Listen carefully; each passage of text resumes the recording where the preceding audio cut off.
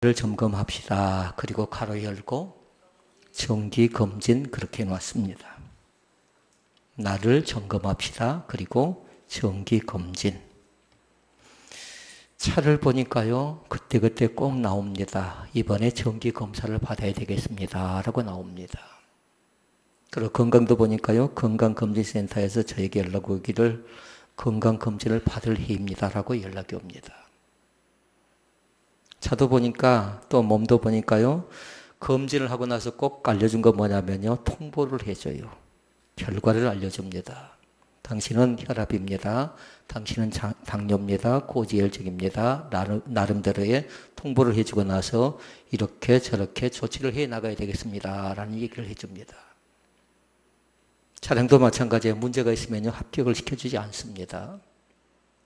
그런데 지금 우리는 뭘 보고 있냐면 신앙생활을 점검하는데, 다시 말씀을 드리면 중간 평가해 보시라는 겁니다. 그런데 결과는 어떨까요? 내 스스로 점수를 매기고 나서 내가 스스로 조치를 하는 겁니다. 그리고 이 시간 진단을 누가 해야 돼요? 하나님 앞에서, 말씀 앞에서 내 자신을 진단하는데, 진단 결과를 가지고 내가 조치를 해야 나는 이제부터 또 신앙생활을 제대로 재미있게 해나갈 수가 있는 겁니다. 확인하는 방법이 두 가지가 있답니다. 나를 확인하는 방법이. 그러니까 지금 간단해요. 뭐 복잡할 것 없어요. 두 가지 방법인데 뭐냐면요, 다른 것 아니라 예배를 어떻게 드리는가에 따라서 예배 전과 예배 후를 보면 그 사람을 점검할 수가 있어요. 그리고 또 한 가지, 교회 생활을 어떻게 하는가 보면 알 수 있는데요, 교회 안의 생활과 교회 밖의 생활을 보면 나를 알 수가 있어요. 그리고 이미 진단이 다 끝나버렸어요, 여러분은. 내 심령의 상태를, 내 영적인 상태를, 내 피곤의 상태를, 내 영적인 상태를 이미 우리는 뭐냐면요, 교회 예배를 중심으로 해서 예배 전의 생활을 통해서, 예배 후의 생활을 통해서 진단을 그렇게 복잡하게 할 것 없이요, 다 끝나버릴 수가 있다고요.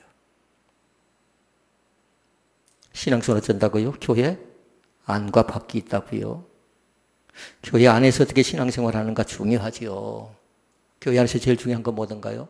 예배입니다. 예배. 그리고 뭐든가요? 찬송, 기도, 헌금, 섬김, 나눔이라고 얘기할 수 있는데요, 이걸 내가 어떻게 하는가에 따라서 나름대로 점수를 줄 수 있습니다. 이것은 예배 생활하게 얘기할 수 있겠잖아요. 그런데 꼭 예배 생활이 여기에서 결정되는 건 아니라요, 예배 생활은 반드시 교회 안과 교회 밖을 통해서 결정이 난다고요. 예를 들어서 여러분이 나중에 칸을 만들어갖고 점검을 다시 해야 돼요. 저도 4가지의 칸을 딱 만들었어요. 하나는 뭐냐면요, 동그라미. 그건 뭐냐면 교회 안에 동그라미, 교회 밖의 생활 동그라미. 그건 뭐라는 겁니까? 교회 안의 생활도 잘했고 교회 밖의 생활도 잘했다라는 거예요. 그런데 보니까요, 또 저는 X표 2가지를 했어요. 하나는 뭐냐면 교회 생활, 교회 안의 생활 엉망, 교회 밖의 생활 엉망. 여러분들 지금 채점하라고요? 노트에다 딱 그렇게 적어놔야 돼요. 4개의 칸을 딱 적어놓고 나서 예배를 보고, 교회를 보고, 교회 안을 보고, 교회 밖을 딱 보는데, 나름대로 교회 생활이 잘 된다 그러면 동그라미, 교회 생활을 잘 못한다 그러면 X표를 쳐야 된다고요. 어떤 사람은 교회 생활은 잘합니다. 교회 안의 생활은 잘합니다. 그런데 밖의 생활이 또 엉망인 사람이 있어요. 그 사람은 공과일을 해야 되겠지요. 어떤 사람은 교회 생활은 또 엉망이에요. 그런데 밖의 생활은 열심히 살아가는 사람이 있어요. 이 사람은 교회 생활 가위표, 그리고 사회생활 동그라미. 그러니까 교회 안과 교회 밖을 보면 금방 알 수가 있겠잖아요. 그러니까 여러분들이 집에 가서 점검을 쭉 해봐야 돼요. 우리 자신들이 과연 어떻게 신앙생활을 해왔는가, 나름대로 나를 점검하고 나를 평가하는 기준인데, 그건 다른 사람이 나를 평가해 줄 수 없다라는 겁니다. 그러니까 교회 안의 생활과 교회 밖의 생활, 그리고 예배 전의 생활과 예배 후의 생활. 그러니까 항상 중요한 건 뭐냐면요, 삶의 자리를 놓고 생각하라고요. 이 삶의 자리를 놓고.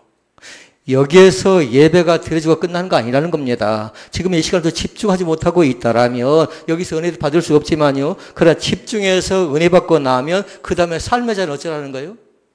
그것 가지고 살아가는 거죠. 그러니까 삶의 자리 속에서 뭐 하는 겁니까? 삶의 자리 속엔 적용하는 겁니다. 아, 내가 오늘 받았던 말씀을 이 삶 속에서 내가 어떻게 적용해 나갈 것인가를 점검해 보는 것이 중요합니다. 교회 전화가 왔습니다. 한 남성의 전화인데 뭐냐면요. 내 아내가 교회에서 예배가 끝났을 것 같은데 들어오지 않는다라는 겁니다. 그러면 저에게 얘기합니다. 제발 좀 교회에서 빨리 좀 끝내달래요. 그래 보니까요. 예배가 끝나고 집에 돌아갈 시간이 훨씬 됐어요. 제가 이미 집에 다 들어가고 나서요. 제 서재에 나름대로 정리하고 사택에 올라갈 시간까지 나름대로 1시간, 2시간 걸리고 3시간이 지났는데 집에 도착하지 않았다라는 거예요. 남편이 저에게 사정합니다. 예배를 좀 빨리 끝내달라고. 어떤 날 또 전화가 옵니다. 교회에 불을 질러야 되겠다라는 겁니다. 왜 그렇습니까? 그랬더니 그 부흥이라는 것 한 것 때문에 3시간 또 4시간 이렇게 시간을 많이 가져가 버렸는데 그럼 우리 가정은 가정생활을 어떻게 하란 말입니까? 라는 거예요. 그분이 전에 우리 교회 와서요. 색소폰 연주를 했어요. 자기는 직장생활 하는데 몇 시간 일하고 또 나름대로 쉬고 3교대를 한 사람이니까 쉴 때 쉬고 또 놀 때 노는 것도 아니라 생활이 불규칙적이에요.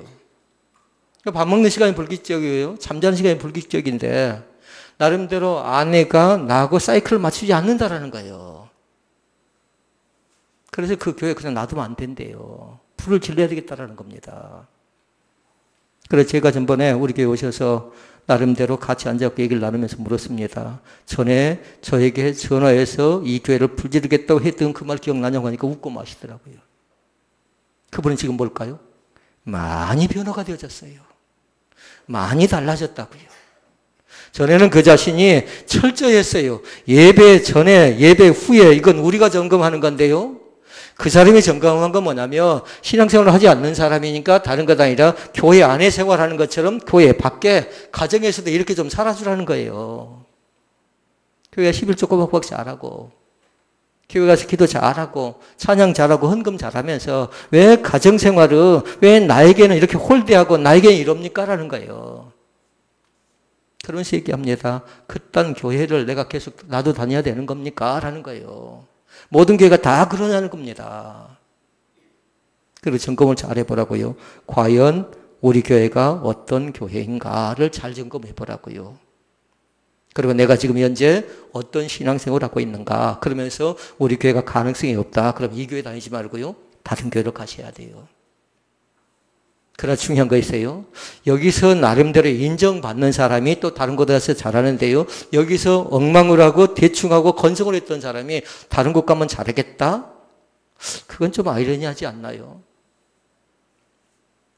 나름대로 이곳 안에서 오늘 뭔가 하나님 앞에서 선한 열매가 나타나고요. 지금 뭔가 새로운 결정을 내려지고요. 지금 나름대로 예배 가운데 충실한 믿음의 사람이 되실 수 있기를 주의 이름으로 축원을 드립니다. 주님이 오늘 또 우리를 만나주시기를 원합니다. 한 사람 한 사람을요. 각자를 다 만나주시기를 원해요. 마음이 아픈 사람, 그리고 문제가 풀려가지 않는 사람, 그리고 여러 가지 잡다한 생각들로 꽉 채워져 있는 사람들 가운데 주님께서 헤집고 들어가셔서 너의 피곤과 너의 아픔과 너의 슬픔을 내가 안다라고 말씀하시면서 어떻게 합니까? 만나주시기를 원하십니다. 시편 말씀에 보니까 그렇게 얘기합니다. 내가 너를 지명하여 불렀나니 너는 내 것이다. 그러면 내가 너를 낳았도다 했어요. 내가 너를 낳았도다. 그건 뭐예요? 낳았다라는 건 우리의 아버지가 되신다라는 겁니다. 하나님이 우리의 아버지가 되어주신다라는 사실을 믿으시기를 바랍니다. 그러니까 서론적인 말씀이 이해가 됐으면 좋겠어요. 예배를 놔두고 예배 전에 내가 어떤 생각을 했는가. 예배 전에 다 나름대로 시간 에너지를 다 빼앗겨버리면 지금 은혜 받을 수가 없어요. 예배 후의 삶은 또 하나님께서 또 새롭게 열어줍니다. 또 교회 안의 생활과 교회 밖의 생활 나름대로 점검하고 확인하고 그래야 계속 되풀이되지 않습니다. 작년보다 올해 믿음이 좀 더 새로워져야 되고 우리 교회도 마찬가지예요. 조금씩 새로워져야 되지 않겠나요?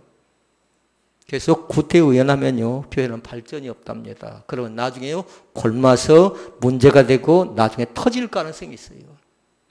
그러니까 한국교회를 저희들은 진단하고요. 또 지역교회를 진단하고 우리 교회를 진단해 볼 때요. 지금은 정책이라고 하는데요. 되는 교회들이 있어요. 되는 교회들이. 왜 그럴까요? 그 와중에 자기를 잘 진단하고 있기 때문에 가능한 겁니다. 그런데 또 안 되는 교회가 다분히 많지요. 안 된다고 하죠. 그러나 중요한 거 있어요. 어려울 때는 다 똑같이 어렵고요. 또 일이 풀릴 때는 다 똑같이 잘 풀리고 있고요. 그러나 어려운 과정 가운데 그 어려운 시기를 극복하는 대처 방법이 준비가 되어져 있지 않으면 그때 넉다운 되어져 가는 겁니다. 그러니까 지금이 중요해요. 지금 뭐 하는 시간이에요? 예배하는 시간이에요. 하나님이 여러분 각자를 만나주는 시간이니까요. 예배하는 시간이라고요. 예배하는 시간. 그러니까 점검하는 방법은 네 가지로 얘기할 수가 있어요. 믿음의 사람들이, 우리의 신앙인들이, 크리스찬들이 점검할 수 있는 종합적인 하나의 기준표가 있어요. 그러나 이미 서론에서 여러분 놓쳤다면요. 다시 점검해요. 교회 예배 전에, 예배 후에, 교회 안과 교회 밖. 본론적인 말씀입니다. 이제 네 가지로 점검을 딱 해보자고요. 네 가지로. 하나는 뭐냐면 다른 것 아니라 개인의 신앙생활을 잘 해나가야 됩니다. 다른 사람이요? 아들 걱정한가요? 딸 걱정한가요? 그리고 여러분 자신들이 남편 걱정하고 아내 걱정한가요? 이 시간은 놔두라고요. 누구 걱정하라고요? 내가 은혜 받아야 되는데. 있습니까? 누가 은혜 받으라고요? 나 한 사람이요. 나 한 사람이 은혜 가운데 들어가면 내 가정 살려낼 수가 있고요. 나 한 사람이 엉망이 되면 우리 가정을 어렵게 만들어 볼 수가 있어요. 그러니까 개인의 신앙생활이 첫 번째 것이에요. 자기 자신의 영성을 개발하고 믿음을 지켜나가는 데 있어서 개인의 신앙생활만큼 중요한 것은 없습니다. 왜냐하면 내가 은혜 받으면 세상이 좋아 보이고요. 내가 은혜 받으면 이 교회 좋은 교회입니다. 그런데 내가 은혜가 소멸되지요. 내가 시험에 잔뜩 들지요. 내가 뭔가 문제거리에 빠지죠. 그러면 이 교회는 뭐지? 뭐 저딴 교회가 있어 하고 우리는 핀잔할 가능성이 있는 겁니다. 이 시간 사랑하는 성도 여러분, 우리 자신들이 하나님의 몸된 신혼베들교회에 대한 다니고 있는 이 교회에 대해서 자부심을 가질 수 있기를 바랍니다. 가서요, 쓸데없이 평가하지 마시고요. 이 교회뿐만 아니라 다른 교회도 마찬가지예요. 다른 교회도 평가의 대상이 아니에요. 다른 교회는 뭐냐, 협력의 대상이지. 다른 교회 얘기를 계속 하는 사람들이 있어요. 저 교회는 저것도 잘한다, 저것도 못한다 하는데요. 그 교회는 그 교회 나름대로 잘하고 있어요. 우리는 어쩐가요? 우리를 잘 보라고요. 우리가 지금 현재 어떤 믿음의 단계 가운데 접어드는가를 잘 보라고요. 우리는 다른 것도 원하지 않습니다. 협력자를 찾고 있습니다. 협력하는 걸 원하고 있습니다. 혼자 원면시하는 걸 원하지 않아요. 혼자 잘하는 건 잘난 체고요. 잘난 척이답니다. 그런데 뭐냐면요. 서로가 서로를 위해서 협력해 주는 겁니다. 왜요? 서로 다 약하기 때문에 그런 겁니다. 때로는 믿음이 약하고, 때로는 경제적으로 약하고, 때로는 마음이 약하고, 그러면 사탄은 어째요? 그 약한 부분을 파고 들어가지요. 그러니까 사탄과 싸우기 위해서 어떻게 합니까? 강력하게 진치는 거죠. 여러분들이 수요일까지요, 나름대로 잘 좀 버텨주라고요. 저는 영적 실험을 지금 철저하게 하고 있거든요. 쉽지가 않아요. 이미 말씀 제목은 정했잖아요. 말씀 제목은. 하나님의 전신갑주라는 말씀의 제목을 정했는데요. 그것에 들어가려고 하면서 여러분 쉽게 가려고 생각지 마시라고요. 기도하면서 영적 무장을 철저하게 하라고요. 그들을 감정적으로 대할 것인가, 한 영혼을 귀하게 여길 것인가. 여러분 귀하게 생각하고요. 품고 기도할 수 있기를 바랍니다. 저기 어떤 분이 연락이 왔어요. 제가 수요일에 들어갑니다 하니까 어떤 목사님 자제가 그곳에 있다라는 거예요. 여러분 무슨 얘기를 합니까? 기독교인들의 범죄할 수 있는 확률이 많다라는 거예요. 다시 말씀을 드리면 교회에서 철저하게 양육하지 않고 철저하게 예배를 가르치지 않고 믿음이 뭔가를 심어주지 않으니까 그들이 교회는 나왔어요. 교회는 다녔다고요. 그러니까 그것 가지고 다니는 거죠. 그런데 결정적으로 뭔가 사건 앞에서 뭔가 상황 앞에서 절제가 있어야 되고 인내가 있어야 되고 또 나름대로의 결정권이 있어야 되는데 그때 잘못된 판단과 결정을 해버리잖아요. 그러다 보니까 범죄하는 겁니다. 그러기 이 시간 개인의 신앙생활을 잘 점검해 보라고요. 세 가지로 점검을 해야 됩니다. 하나는 뭐냐면 내가 매사에 모든 일 가운데 최선을 다했는가를 보라고요. 최고로 생각한 사람들도 있었습니다. 최고로 잘해야지. 위험한 신앙입니다. 왜냐면요, 최고는 항상 뭐예요? 그 다음도 최고를 해야 돼요. 다른 사람이 알아줘야 돼요. 다른 사람이 박수 쳐야 돼요. 당신 수고했습니다. 당신 때문에 교회가 되어집니다라고 칭찬 듣고 인정을 받아야 돼요. 근데 최고는 뭐냐면 항상 기대감이 있어요. 누군가 나를 이렇게 위로하고 격려해 줘야 돼요. 그런데 중요한 건 뭐냐면요, 항상 최선을 다하는 자세는 뭐냐면 혼자 하지 않는다라는 겁니다. 혼자 하지 않는다라는 거예요. 남편과 아내가 같이 하고, 남편과 아내와 자녀가 같이 하고요. 성도와 성도끼리 같이 하고요. 우리가 상반기를 지내면서 나름대로 목자들과 이 앞전에 얘기를 좀 나눴습니다. 그런데 좀 부족한 것이 있다면 그거예요. 다른 것 아니에요. 서로 협력하고 서로 자기들의 일에 대한 철저하고 꼼꼼하게 일을 해나가는 거예요. 그러니까 어디가 어떻게 부실되어졌는지 그걸 잘 모르겠다는 얘기가 나왔지요. 여러분 잘 보라고요. 서로 협력하는 건 다른 것 아니라요. 서로가 서로를 배려할 때 가능한 겁니다. 서로가 서로를 살펴나갈 때 가능한 거라고요. 그러니까 늘상 제가 하는 얘기가 있습니다. 희생하고 헌신하고 배려하고 양보하라고요. 무엇을요? 가장 귀하고 가장 좋은 것을요. 내가 먼저가 아니라고요. 밥을 먹을 때도 마찬가지입니다. 제가 목사라고 제일 앞에 서면 어떻게 되겠습니까? 순서대로 가야 되는 거죠. 순서대로. 그러니까 이 나라에 좀 가능성이 있는 건 뭐든가요? 대통령이 지금 나름대로 모든 걸 싹 내려놓고요. 그동안 해왔던 관행들을 차근차근 깨려고 하니까 그 전에 이렇게 해왔고 저렇게 해왔다는 그 관행을 가지고 있는 사람 무지 어색할 수가 있겠죠. 그런데 새로운 변화가 시작됐죠. 우리 교회도 마찬가지입니다. 우리 교회도 작년부터 저는 변화에 대한 시작을요, 이미 시작을 했어요. 그걸 감지 못한 사람은요, 강하게 느껴야 돼요. 아, 우리 교회가 지금 변화를 시작했구나라는 걸 강력하게 느끼지 못하면요, 지금도 뭐예요? 옛날 거 생각하는 거예요. 그러면 혼자 외로워져 가는 겁니다. 혼자 딱해져 가요. 그러니까 철저하게 세 가지로 점검하는데 내가 모든 일 가운데 최선을 다했는가를 생각하라고요. 그리고 또 한 가지 기억할 거 있어요. 나는 그리스도 예수의 군사다라는 사실을 잃어버리지 않기를 원합니다. 군사예요. 군인이라고 해요. 군인. 그러니까 주님께서 우리 가운데 군인의 옷을 입혀줬다고요. 예수 그리스도의 군사로요. 때로는 예수 그리스도의 신부로 우리 주님께서 우리 가운데 옷을 입혀줬어요. 그런데 그 옷이 어떤 옷인 줄 압니까? 거룩하고 성결하고 정결된 옷입니다. 오늘도 말씀을 통해서 정결된 옷으로 갈아입을 수 있기를 바랍니다. 찬양을 통해서 기도를 통해서 우리 옷 자체가 정결하고 깨끗한 옷으로 갈아입을 수 있기를 바랍니다. 최선을 다했는가 그것 보고요. 그 다음에 또 한 가지가 있습니다. 그리스도의 군사인가를 보는 겁니다. 또 한 가지가 있어요. 맡은 자들에게 구할 것은 충성이라고 했죠. 그러니까 그리스도의 일꾼으로 충성된 삶을 살고 있는가를 보라고요. 이것이 개인의 신앙생활이에요. 그런데 만약에 최선도 다하지 않고 군사로 살지 않고 충성된 일꾼으로 살지 않는 가운데 개인의 신앙생활을 잘했다라고 얘기할 수 있을까요? 그렇게 진단해 볼 수 없답니다. 이걸로 진단하는 사람은요, 반드시 또 뭐 하냐면요, 이제 차원이 좀 달라요. 이제 한 단계 업그레이드 되는 겁니다. 내가 어떤 사람인가, 나는 최선을 다하고 있는가, 그리고 그리스도의 군사인가, 그리고 나름대로 그리스도 앞에서 일꾼인가 보는 사람은 반드시 뭐 하냐면요, 이제 차원이 초급 단계에 있다면 중급 단계, 고급 단계가 있는데요. 반드시 그 다음에 뭐냐면요, 묵상하는 그리스도인이 된답니다. 묵상을 할 줄 알아요. 그러니까 그 묵상은 뭔 줄 압니까? 주님을 깊게 생각하는 겁니다. 일을 할 때도 마찬가지, 사건을 만날 때도 마찬가지, 상황을 만날 때도 마찬가지, 팀을 생각할 때도 마찬가지, 회의를 할 때도 마찬가지, 항상 뭐예요? 묵상하는 겁니다. 그러니까 묵상하는 그리스도인이 되는 겁니다. 묵상하는 그리스도인이. 그 다음에 한 가지 하는 것이 있어요. 그 다음에 뭐 하냐면요, 그 말씀 묵상했던 걸요, 삶 속에서 적용하는 사람이 됩니다. 적용하시라고요. 적용하지 않으면 집사가 되고 권사가 되고 장로가 되고 목사가 된다 해도요, 다른 사람의 존경받지를 못합니다.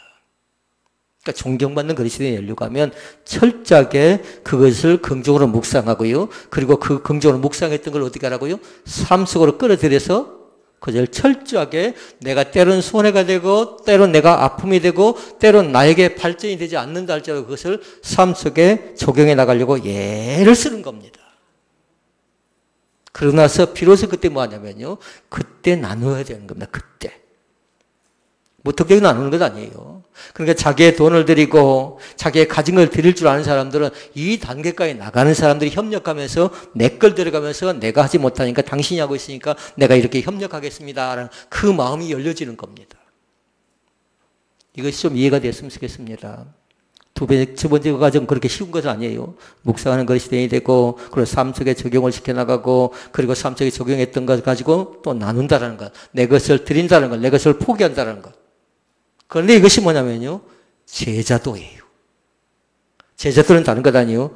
예수 그리스도와 함께 살기도 하고 예수 그리스도와 함께 죽기도 하는 생활이 뭐든가요? 그게 제자도예요. 주님을 따라가기를 원하십니까? 따라가기를 원하십니까? 주님과 함께 동행하기를 원하십니까? 혹시 오늘 예배를 다 놓쳐버린 건 아닌가요? 그러면 안 돼요.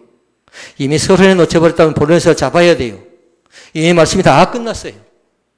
그럼 어떻게 생각합니까? 예배를 바르게 드린 사람이 이제 어떻게 해요? 아까 교회 안에 생활이 있다고 했죠. 이제 그 예배를 통해서 교회 밖의 생활로 힘차게 나가는 겁니다. 힘차게. 이 안에서 받은 게 없는데 어떻게 살아가겠습니까? 그러니까 똑같이요. 세상 사람이나 믿는 사람이나 똑같이 살아가는 거죠. 자, 이것이 뭐냐면요. 이것이 개인의 신앙생활이라고 얘기할 수 있고요. 그 다음에 크나큰 두 번째입니다. 이제는 가정의 신앙생활을 하도록 하십시오. 가정 안에서 신앙생활, 믿음생활을 나타내라는 겁니다. 금방 말씀드렸던 개인의 신앙생활을 아무리 잘한다 할지라도 가정의 신앙생활을 실패하면 무의미한 것이에요. 그러면 어쩝니까? 곤고하고 그러면 외롭고. 왜 그럴까요? 아내에 대한 기대감이 있거든요. 남편에 대한 기대감이 있고 자녀에 대한 기대감이 있고 그것이 무너져 버리니까 가정 안에서 아무리 개인의 신앙생활을 통해 내가 영성이 충만하게 주어졌다 할지라도 가정 안에서 무너져 버리면 실패할 가능성이 상당히 많이 있다라는 겁니다. 그게 개인의 신앙생활과 함께 중요한 건 다른 것 아니라 가정의 신앙생활이에요. 가정의 신앙생활. 그 여러분 가정이 과연 어떻게 하나님께 나가고 있는가를 잘 기억하라고요. 두 가지를 잘 기억해야 됩니다. 늘 주님이 함께 우리와 계시도록 우리 가정에 초대하시라고요. 그러니까 그런 가정이 어떻게 될까요?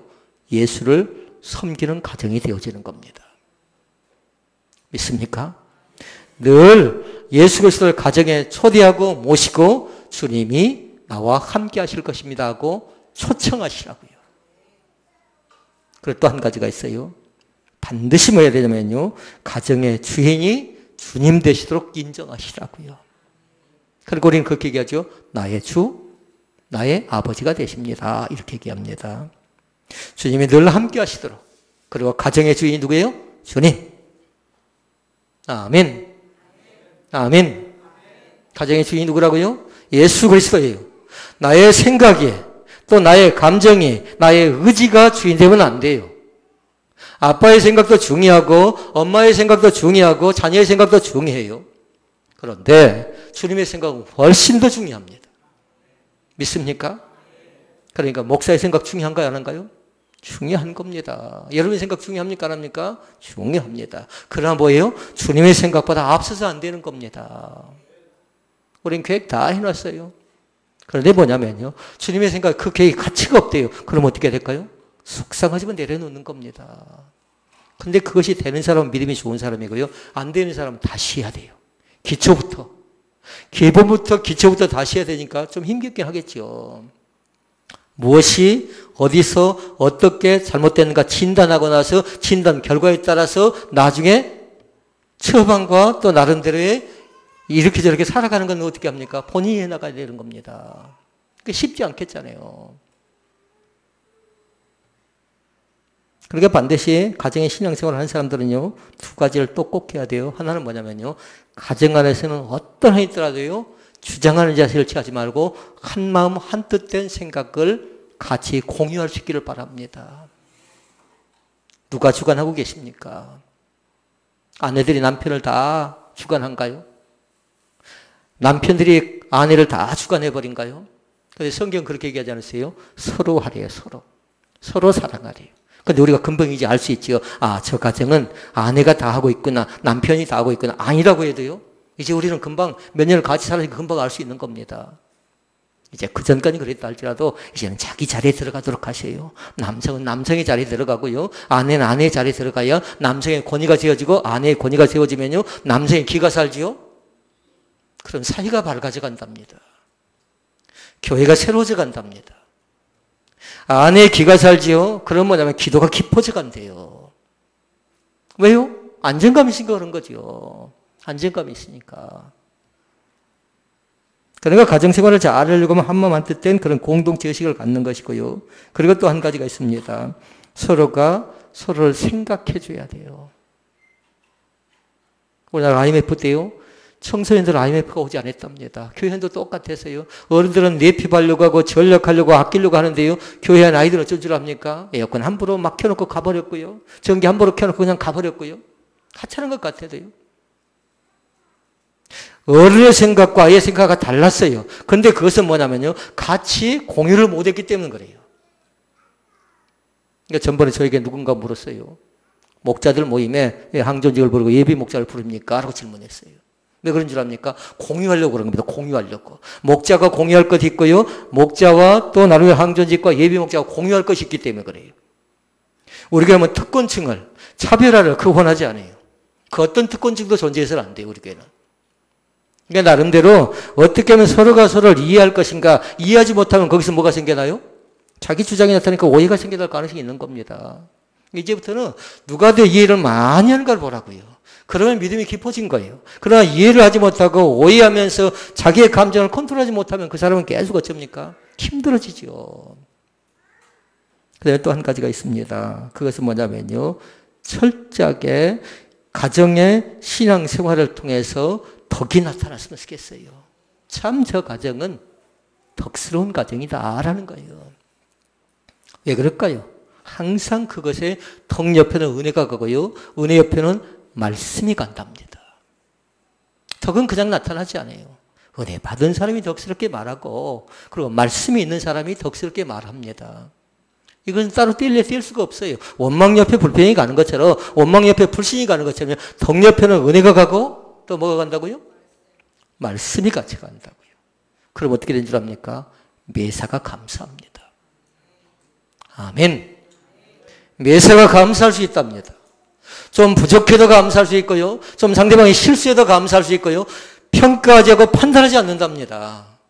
뭐냐면 이해하는 그 이해심이 생겨났기 때문에 그런 거죠. 오늘 말씀이 이해가 되어졌으면 좋겠습니다. 우리는 두 가지로 점검을 했습니다. 하나는 개인의 신앙생활을 통해 점검했고 그리고 또 한 가지 가정의 신앙생활을 통해 점검했고 말씀을 정리하고 이어서 다음 주에 나눕니다. 우리 자신들이 점검해 볼 때 나는 문제 없어라고 생각한가요? 나는 잘못 없고 당신 탓이야라고 지금 생각하고 있나요? 이제는 안 돼요. 이제는 나부터 변화, 나부터 갱신, 나부터 새로워져야 가능한 겁니다. 믿습니까? 은혜는 나로부터 시작돼야 돼요. 믿음의 꽃은 다른 사람을 통해서 시작된 것도 중요한데요. 나를 통해서 시작되어져야 그 거룩한 씨가 땅에 뿌려질 때에 가을에 또 결실할 수 있는 거죠.